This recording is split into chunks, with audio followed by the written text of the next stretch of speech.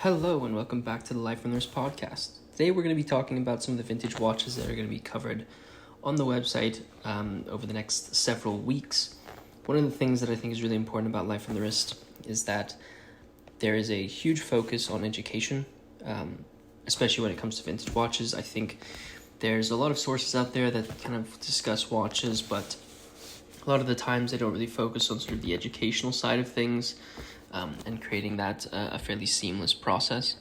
So what we try to do here is obviously cover a range of vintage watches and utilize it as a platform to showcase the watches, but discuss the histories of the individual references, the movements that are in the pieces, and also just some added details if there are any about the watches.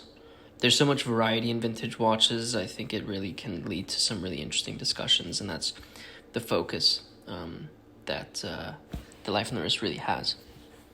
Now, I know that some of the watches that we cover are for sale on our website, so many of you may be thinking about the sort of conflict of interest of covering pieces that are being sold on the website.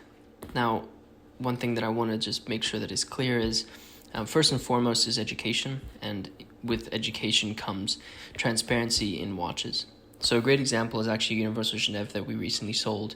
It was a reference 21222, and it had a really beautifully aged dial, but the hands on the watch were a replacement. And of course, I disclosed that information and spoke about it in the video as well as the article that we wrote about the piece. So I don't want us to sort of put selling pieces over being able to educate collectors, whether they're new or old to the hobby. But without that, I don't think there's really going to be an honest conversation about vintage watches, and that's really one of the things that I try to focus on. So without further ado, let's dive into 5 pieces that we're going to be covering. I'm really excited about these. I think they have great range and really exciting place in sort of history of horology. The first piece is from Eterna. We have covered Eterna before. We have a really beautiful 1970s Eterna-matic with a steel case, steel bracelet, and a really nice blue dial. It also has a date at 3 o'clock. It was manufactured in the 1970s, as mentioned, has a steel case. It's in fairly good condition, with signs of wear and obviously signs of polishing as well. What's really nice about this 70s case is it's got this square cushion-shaped case with fairly short and flat lugs. The watch does have an unsigned crown and comes with a Nevada stainless steel bracelet.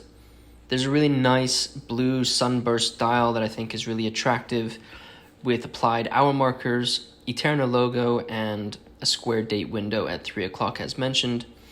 If you look at the dial and specifically at where the lume plots of this watch would sit, you will see that the dial has actually been refinished in those locations.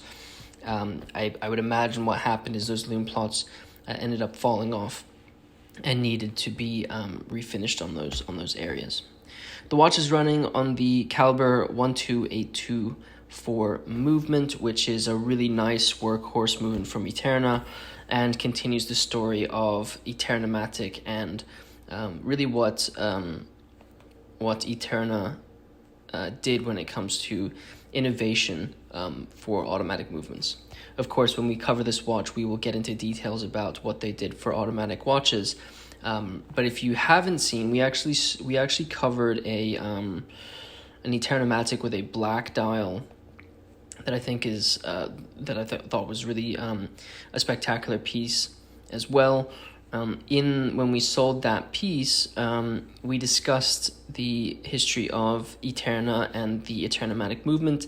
Essentially, what they did was they used 5 miniature ball bearings that supported the automatic rotor and basically reduced bearing friction and helped the watch operate more smoothly and increase its reliability. This was an innovation by Eterna that really took automatic movements to a different level and is a really nice example of innovation within the watch industry. I should have said this in the beginning, but there are links to all the watches that we are discussing in this podcast, so you can check out the show notes of this podcast to see pictures of this watch as well as the movements that we discuss. Next up, we'll discuss a watch from Omega. If you haven't you'll see that this sort of section of watches that we're going to cover really is leaning very well into the 1970s. The next watch is from 1979. It is an Omega reference 166.0188 day date automatic from from Omega. Obviously, a really popular watch nowadays. So as mentioned, the watch was manufactured in 1979 and has a stainless steel case. It's in fairly good condition. Obviously, there's going to be signs of wear on this specific piece. What's really nice about this is the top of the case is brushed and the sides of the case are polished. I would imagine that this is probably being refinished because the polish and brushed finishing are very sharp. So I think this is probably being done fairly recently. The watch has a square cushion-shaped case with, again, short flat lugs, very similar to the Eterna that we were discussing. It's got a really beautiful slate gray dial in good condition with applied hour markers and printed Omega name. The watch has a day and date complication at 3 o'clock, and obviously the windows are located there. And the Omega runs on the caliber 1020 automatic movement, which is an extremely well-known automatic movement from Omega that has the day and date complication. You can find the 1020 automatic movement from Omega in many of their pieces. What really makes this watch stand out, in my opinion, is the fact that this reference has a very similar styling to what many watch collectors enjoy today, which is sort of an integrated bracelet look. The watch that we have it doesn't come with a bracelet, but these watches, if you can find them on a bracelet, are very attractive. The case is also 35 millimeters in diameter, which is fairly large it's fairly large and makes it fit very nicely in sort of the modern era of watch wearing because of the size of the watch. I think also the complications are very apt and useful today. So a really nice example from Omega. All right, we'll shift gears a little bit from the 1970s and take ourselves back to 1957. During this time, gifting watches was really common practice, and the watch that we're going to discuss today from Longines is that type of story. What we're looking at is a Longines reference 1053 in a yellow gold filled case. As mentioned, it was manufactured in 1957 and has a 10-karat gold-filled case that was manufactured by Schwab and Vuspart Case Company. We've covered a couple of other Longines watches that were manufactured by S&W. We'll obviously cover who Schwab and Vuspart was and their relationship with Longines, but obviously they were a case manufacturer for Longines in the USA market. Overall, the case is in fairly good condition. The case actually has an engraved dedication on its case back that says E.A. Bruce, NCO Club Employees 62959. This engraving obviously is in reference to this watch being gifted to an employee of this NCO club. I'd like to do a little bit more research before discussing exactly what that club was, but we will cover that in our article and video about this watch, so stay tuned for that. The watch has a really nice silver dial with applied hour markers and printed Longines logo and name. It has a really nice subsidiary seconds with sort of a cross-hash design to it that's really, I think, quite attractive.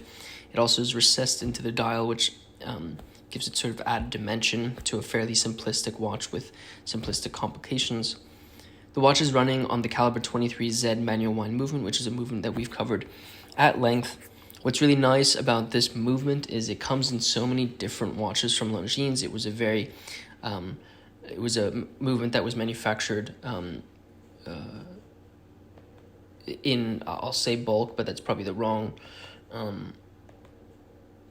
term. But a lot of these movements were manufactured and shipped into the USA market, and then they were met up with these really cool cases that were made by so many different case makers, and I think that's why Longines is such an interesting brand, especially the watches that went to the USA market, is you get so many different case designs from so many different case makers, and I think it tells the story about Longines during that time really nicely.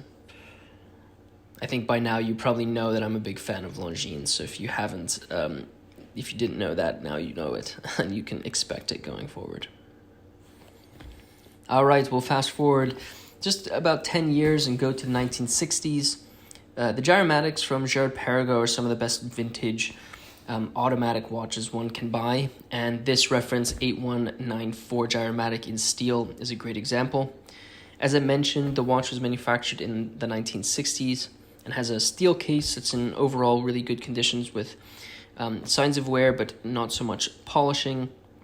The case is really strong with light signs of polishing, if any. I think the lugs are extremely sharp. The case edges are also really sharp as well. The watch has moderate-sized lugs. They're not super long, but they're kind of somewhere in the middle that make the watch really sit kind of true to size at 33 millimeters. The watch has a really nice white silver dial that's extremely clean and very attractive. I don't see signs that this dial has been cleaned in its history. Using my loop, I try and inspect these watches to the best of my ability, but I really think this is almost an untouched dial. It has a really nice nice dial configuration with applied hour markers in a kind of Rolex Explorer-esque fashion with numbers at 6, 9, and 12. The watch does have a date window at 3 o'clock, which is one of the complications that it's running on, and the crown is signed with the GP initials. The crystal does have hairline cracks, which are visible in some of the images, so be sure to check those out. And of course, this watch is running on an automatic gyromatic movement that is extremely important in the history of Girard Perregaux, and we will obviously get into that in our article. But a really attractive stainless steel watch. I think an incredibly beautiful dial as well. Probably one of the nicest and cleanest ones I have seen in quite some time. And lastly, we kind of started with the 1970s. We will end with the 1970s and discuss a incredibly beautiful, in my opinion, one of my favorite watches actually of this year. And that is an Omega reference 511.0474, which has this oversized tank-style case. It is from the DeVille line from Omega. The DeVille line of watches actually came out with a lot of very unique case shapes, and if you combine that with the 1970s, you can only imagine what Omega would be doing. Obviously, during this time, there was fierce competition, especially with the quartz movements that were becoming ever more popular, and it forced brands to really innovate and try new things that would attract individuals to buy the watches that they were selling. This Omega DeVille was manufactured in 1974. The watch has a gold-plated tank-style case in very good condition with signs of wear. You can see it on the top of the case, but is really attractive. The case does have a stainless steel case back, which is what this reference came with. It has a really nice long case that's 45 millimeters in length, with no lugs, and it sits really and it sits quite nicely on the wrist. In my opinion, quite large for a 24 millimeter across watch. What's really interesting about this is it's got this really the dial is obviously in the center of the watch, but there's a lot of case around the outside of this piece, so it's almost as if there's an additional, if you want to call it, bezel of this watch that gives it quite a bit of size. The watch has a white dial with really beautiful Roman numeral hour markers that's in very good condition in my view. Again, doesn't look like it's been cleaned, but is very in really nice condition. It hasn't really aged since 1974 either, so it's quite stark white. The watch has what appears to be the original cabochon crown, which is a very attractive component of this watch, and really makes it, allows you to liken it to that of a Cartier tank. And the watch is running on the caliber 625 manual wind movement, which is quite a small round movement from Omega, but is running and is in nice condition. It also comes with an Omega box, but no papers. Overall, I think this is an extremely classy, but funky, kind of in the 1970s way, interpretation of what a tank-style watch can be. And for me, I think it's one of my favorite Omegas that we've had the opportunity to cover on the site. So very excited about that. I'd probably put it up there with a really beautiful reference 2279 Omega chronograph. It was a pre Speedmaster Omega from 1950. It was the 2279-4 was the model number, but a really nice piece. So those are the watches. I'm very excited to jump into them with you. Obviously, they have their own sort of unique stories, whether that is the fact that it was gifted as a watch or it was in a time for the brand that was really significant to sort of their history. But as always, I will be covering these on the Life on the Wrist YouTube channel as well as lifeonthewrist.com, where I'll be writing an article for each of these pieces. Let me know what you think about these watches. I'd love to hear your thoughts. You can send us a message on Instagram or on our website. Links to all of the things that I've discussed will be in the show notes. Our social media pages will be there, as well as each of the watches that we discuss on this podcast. Next week, we will likely cover some of the new watch releases. There's been a little bit of activity, but going into the summer months, it can sometimes feel like there's a little bit of a lull. So we'll see how things progress over the next week. If you are new to the Life on the Wrist podcast, be sure to follow us so you are notified and are one of the first people to listen to the podcast.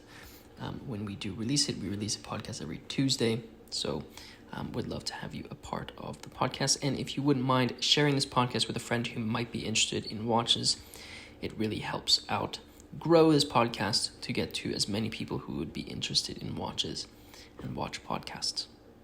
If you are feeling generous and wouldn't mind rating this podcast, it really does help me out. With that said, guys, thank you so much for listening to this podcast, and until next time.